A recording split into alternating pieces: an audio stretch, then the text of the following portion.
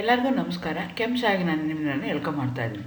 ನಾನು ಇಂಟೆನ್ಷನ್ ಏನು ಈ ಚಾನಲ್ ಸ್ಟಾರ್ಟ್ ಮಾಡೋದಕ್ಕೆ ಅಂದರೆ ಸಾಧ್ಯ ಆದಷ್ಟು ಕೆಮಿಸ್ಟ್ರಿನ ಸಿಂಪಲ್ಲಾಗಿ ಕನ್ನಡದಲ್ಲಿ ಹೇಳುವಂಥ ಪ್ರಯತ್ನ ಮಾಡ್ತಾ ಇದ್ದೀನಿ. ನಾನು particularly Bangalore university, Bangalore central university, Bangalore north university BSc chemistry syllabus ಏನಿದೆಯಲ್ಲ ಅದನ್ನೆಲ್ಲ ಅಪ್ಲೋಡ್ ಮಾಡೋದಕ್ಕೆ ಟ್ರೈ ಮಾಡ್ತಾ ಇದ್ದೀನಿ. ಇವತ್ತಿನ ಎಪಿಸೋಡಲ್ಲಿ ನಾನು ಎಲೆಕ್ಟ್ರೋಕೆಮಿಸ್ಟ್ರಿನಲ್ಲಿ ಬರುವಂಥ DHO ಈಕ್ವೇಷನ್, ಡುಬಾಯ್ ಹಕಲ್ ಅಸಂಗರ್ ಈಕ್ವೇಷನ್ ಅಥವಾ ಡುಬಾಯ್ Hückel theory of strong electrolytes ಅದ್ರ ಬಗ್ಗೆ ಹೇಳೋದಕ್ಕೆ ಪ್ರಯತ್ನ ಪಡ್ತಾ ಇದ್ದೀನಿ. ಆಲ್ರೆಡಿ ನಾನು ಎಲೆಕ್ಟ್ರೋಕೆಮಿಸ್ಟ್ರಿ ಮೇಲೆ 10 ವೀಡಿಯೋಸ್ನ ಬಿಟ್ಟಿದ್ದೀನಿ. ಇದು 11th ವೀಡಿಯೋ ನಂದು ಬರ್ತಾ ಇರುವಂಥದ್ದು. Again welcome to Chemchaya. ನನ್ನ ಚಾನಲ್ನ ಸಬ್ಸ್ಕ್ರೈಬ್ ಮಾಡಿ, ಶೇರ್ ಮಾಡಿ. So limitations of Arrhenius theory, because ನಾನು ಡೈರೆಕ್ಟಾಗಿ ಡಿಬೆಲ್ ಹಕ್ಕಲ್ ಥಿಯರಿ ಹೇಳೋದಕ್ಕಾಗಲ್ಲ. ಸೊ ಹಾಗಾಗಿ ನಮ್ಮ ಮುಂಚೆ ಇರುವಂಥದ್ದು ಥಿಯರಿ ಅರೇನಿಯಸ್ ಥಿಯರಿ. ಅರೇನಿಯಸ್ ಥಿಯರಿ ಏನು ಹೇಳುತ್ತೆ ಅಂದರೆ ಡಿಸೋಸಿಯೇಷನ್ ಆಫ್ ಎಲೆಕ್ಟ್ರೋಲೈಟ್ಸ್ ಯಾವ ರೀತಿ ಆಗುತ್ತೆ ಅನ್ನೋದ್ರ ಬಗ್ಗೆ ಅದು ಹೇಳ್ತಾ ಹೋಗುತ್ತೆ. ಬಟ್ ಅದಕ್ಕೆ ತಂದೆ ಆದಂಥ ಲಿಮಿಟೇಷನ್ಸ್ ಇದೆ. ಆ ಥಿಯರಿ ಯಾವುದ್ರ ಮೇಲೆ ಬೇಸ್ಡ್ ಆಗಿದೆ ಅಂದರೆ ಆಸ್ಟ್ರಲ್ ಲಾ ಮೇಲೆ ಅರೇನಿಯಸ್ ಥಿಯರಿ ಬಂದಿರೋದು. So Ostwald theory is applicable only for the weak electrolyte but fail for strong electrolytes. ಹಾಗಾಗಿ ಅರೇನಿಯಸ್ ಥಿಯರಿನೂ ವೀಕ್ ಎಲೆಕ್ಟ್ರೋಲೈಟ್ಸ್ಗೆ ಆಗುತ್ತೆ, ಸ್ಟ್ರಾಂಗ್ ಎಲೆಕ್ಟ್ರೋಲೈಟ್ಸ್ಗೆ ಅಪ್ಲೈ ಆಗಲ್ಲ. The degree of dissociation is calculated from the conductivity measurement, differ for a strong electrolyte determined from the colligative properties of the measurements. ಈಗ degree of ಡಿಸೋಸಿಯೇಷನ್ನು ಅರೇನಿಯಸ್ theory ಪ್ರಕಾರ ನಾವು astral ಲಾ ಪ್ರಕಾರ calculate ಮಾಡ್ತೀವಿ.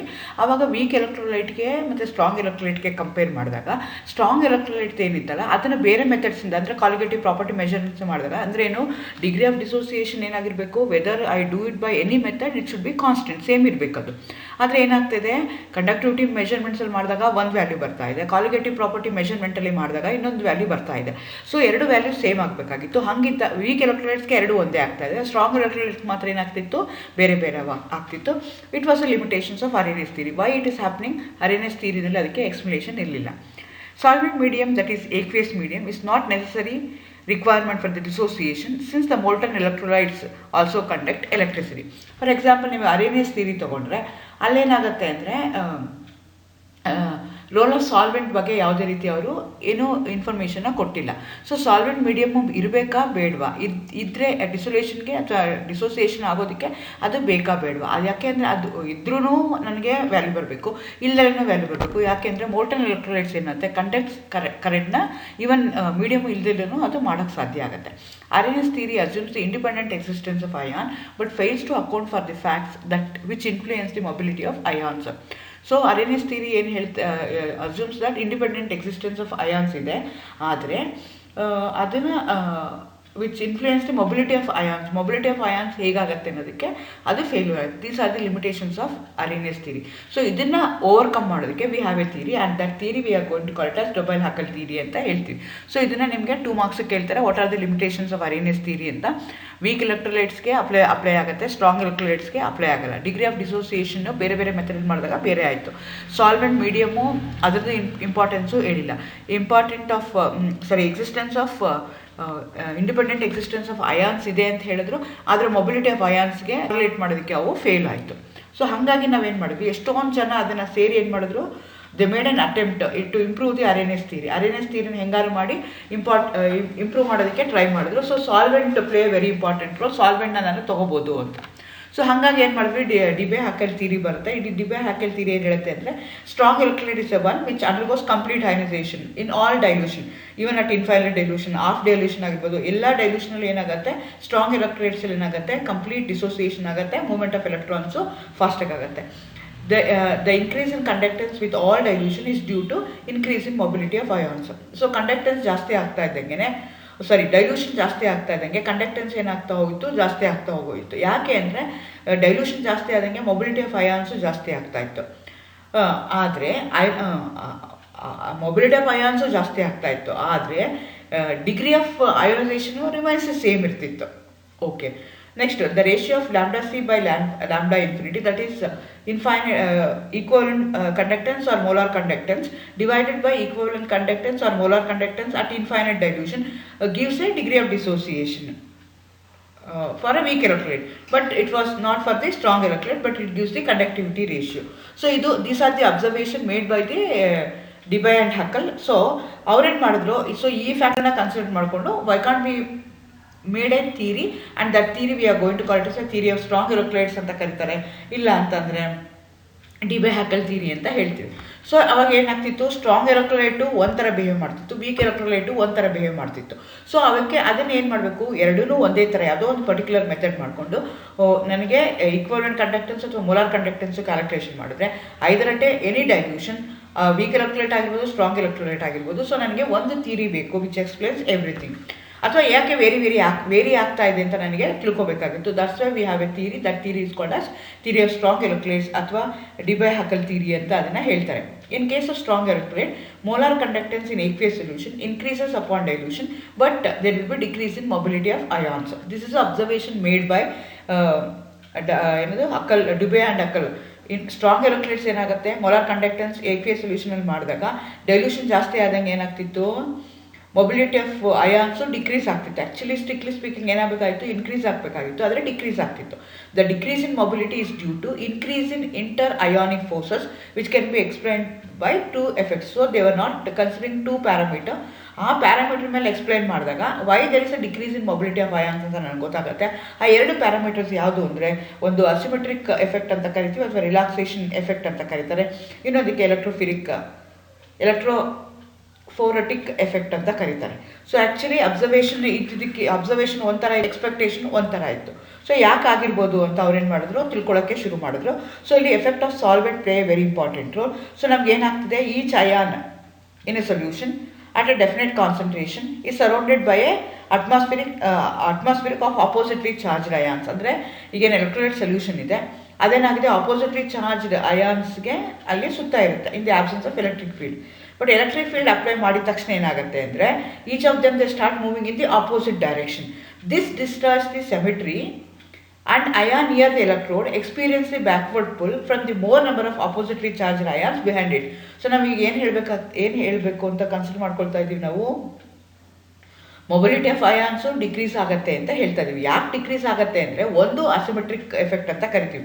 ಇಲ್ಲಿ ಏನಾಗಿರುತ್ತೆ ಅಂದರೆ, in the absence of electric field ಏನಾಗಿರುತ್ತೆ, ನಿಮ್ಮ ಸಾಲ್ವೆಂಟ್ ಏನಿರುತ್ತಲ್ಲ ಸಾಲ್ವೇಷನ್ ಆಗಿರುತ್ತೆ, ಸಿಮೆಟ್ರಿಕಲಿ ಚಾರ್ಜ್ಡ್ ಆಗಿರುತ್ತೆ.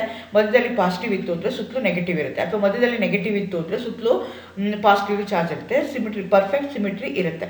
So in the absence of electric field apply ಮಾಡಿದ ತಕ್ಷಣ ಎರಡು ಎಲೆಕ್ಟ್ರೋಡ್ಸ್ ಇರುತ್ತೆ, ಆ್ಯನೋಡ್ ಇರುತ್ತೆ, ಕ್ಯಾಥೋಡ್ ಇರುತ್ತೆ. ಸೊ ಹಾಗಾಗಿ ಏನು ಮಾಡುತ್ತೆ, the start moving. So move ಆಗ್ತಾ ಇದ್ದಂಗೆ ಏನಾಗುತ್ತೆ ಅಂದರೆ, ಸಿಮೆಟ್ರಿ ಏನಾಗ್ತಾ ಹೋಗುತ್ತೆ, ಡಿಸ್ಟ್ರಾಯ್ ಆಗ್ತಾ ಹೋಗುತ್ತೆ. ಸಿಮೆಟ್ರಿ ಡಿಸ್ಟ್ರಾಯ್ ಆಯಿತು ಅಂತಂದರೆ ಆವಾಗ ನಮಗೆ ಮೂವ್ಮೆಂಟ್ ಆಫ್ ಎಲೆಕ್ಟ್ರಾನ್ಸು ಡಿಕ್ರೀಸ್ ಆಗ್ತಾ ಹೋಗುತ್ತೆ.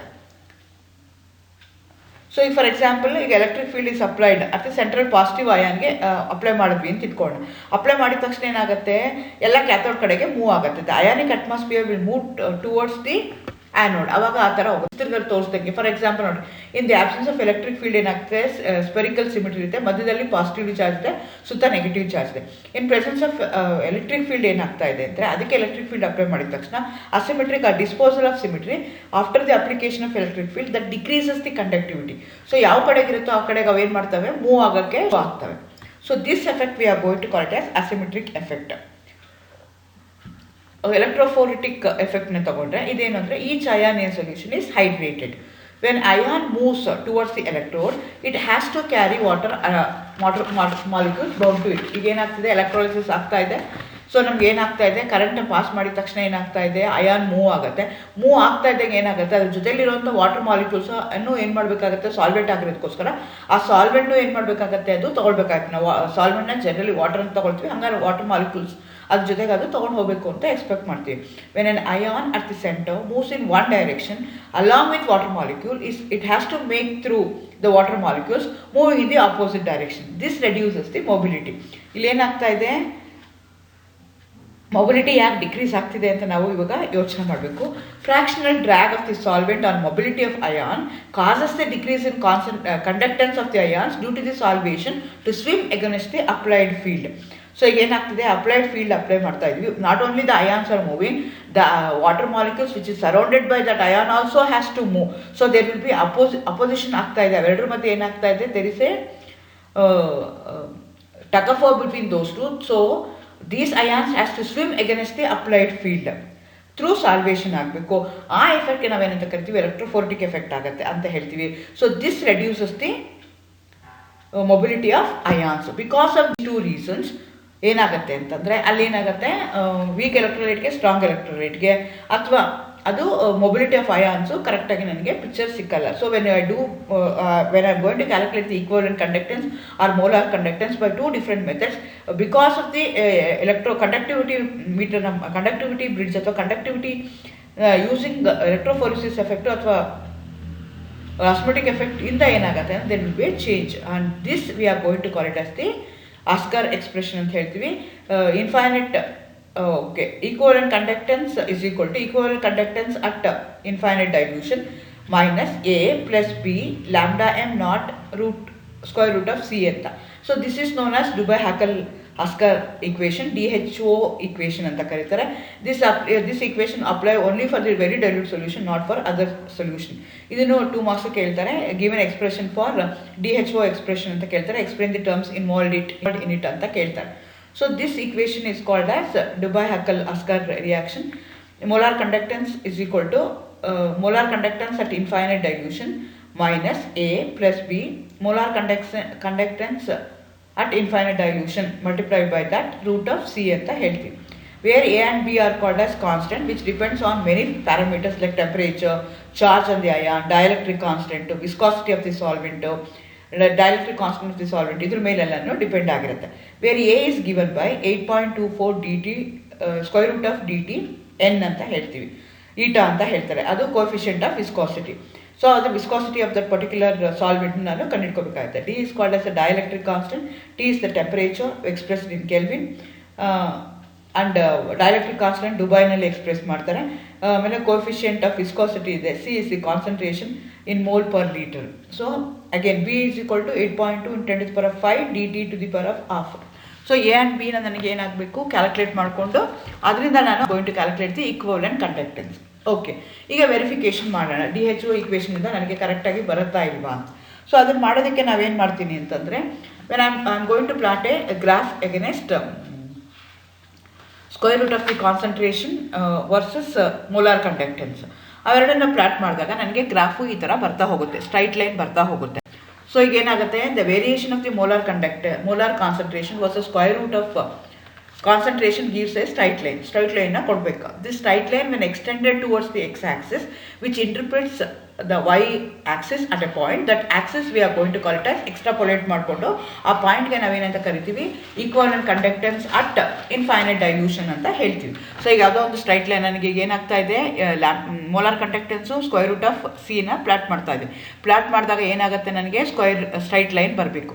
ಆ ಸ್ಟ್ರೈಟ್ ಲೈನ್ನ ನಾನು ಎಕ್ಸ್ಟ್ರಾಪೊಲೇಟ್ ಮಾಡಿದ್ರೆ ಅದೇನಾಗುತ್ತೆ ಎಕ್ಸ್ ಆಕ್ಸಿಸ್ಗೆ ಟಚ್ ಆಗುತ್ತೆ. ಕಾನ್ಸಂಟ್ರೇಷನ್ ಡೈಲ್ಯೂಷನ್ ಮಾಡ್ತಾ ಹೋದಾಗೆ it touches the zero, X ಆಕ್ಸಿಸ್ನ ಅದು ಎಕ್ಸ್ಟ್ರಾಪೊಲೇಟ್ನ ಮಾಡುತ್ತೆ. With a decrease in concentration the molar conductivity increases due to increase in the degree of dissociation. This increases the number of ions. At low concentration, the molar conductivity of a weak electrolyte increases rapidly. As a result, when you plot lambda m versus square root of c, you obtained a curve which is parallel to y-axis. Weak electrolyte ಗೆ ತಗೊಂಡ್ರೆ, ಈಗ acetic acid ನ ತಗೊಂಡ್ರೆ actually ಅದು straight line ಬರೋದಲ್ಲ, ಏನಾಗ್ತಾ ಇದೆ which going to have a curve. Straight line ಬರೋದು ಬದಲು ಕರ್ವ್ ಬರ್ತಿದೆ. Therefore, equivalent conductance of a weak electrolyte cannot be obtained by using this particular method. So ಹಾಗಾದರೆ ಲಿಮಿಟೇಷನ್ಸ್ ಏನು ಇದ್ರದ್ದು? ಲಿಮಿಟೇಷನ್ ಏನು ಅಂದರೆ, if the equation approaches the infinite dilution, square root c is almost will become 0. Therefore, equivalent conductance at infinite dilution is exactly equal to the molar conductance. So ಅವಾಗ ಏನಾಗುತ್ತೆ ಅಂದರೆ ನನಗೆ ಕರೆಕ್ಟಾಗಿ ವ್ಯಾಲ್ಯೂಸು ಬರ್ತಾ ಹೋಗಲ್ಲ. ಸೊ ವೀಕ್ ಎಲೆಕ್ಟ್ರೋಲೈಟ್ಗೆ ಇದು answer ಮಾಡೋಕ್ಕಾಗಲ್ಲ, strong ಎಲೆಕ್ಟ್ರೋಲೈಟ್ಗೆ ಮಾತ್ರ ಅದು ಆನ್ಸರ್ ಮಾಡ್ತಾ ಹೋಗುತ್ತೆ. ಸೊ ಅದೇ ಥರ ಈಕ್ವಿವೆಲೆಂಟ್ ಎಲೆಕ್ಟ್ರೋಲೈಟ್ಸ್ನ ತೊಗೊಂಡ್ರೆ it will be linear up to 0.02 molar. ಅದಾದಮೇಲೆ ಅದು it will become a curve. Therefore, this is applicable only to dilute solution. At higher concentration, deviations are observed.